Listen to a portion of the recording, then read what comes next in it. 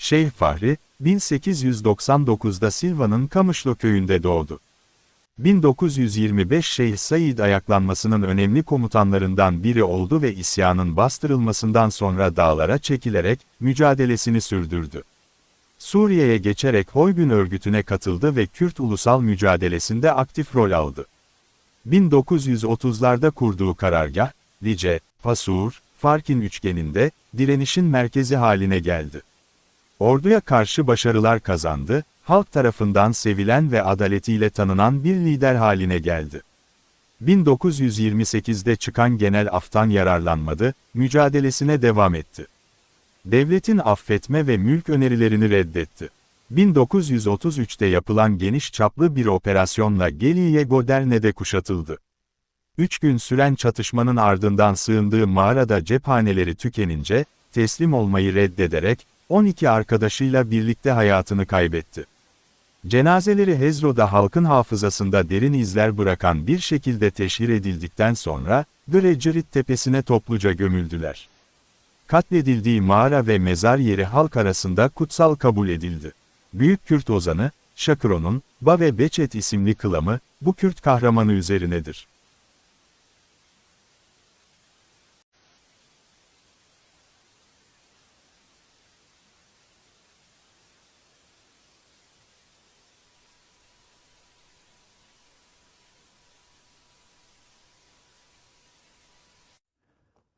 Evya mekanı şehit Şeyh Fahri Hevde Hevalevi şehidi Kurdistan'ı li Haska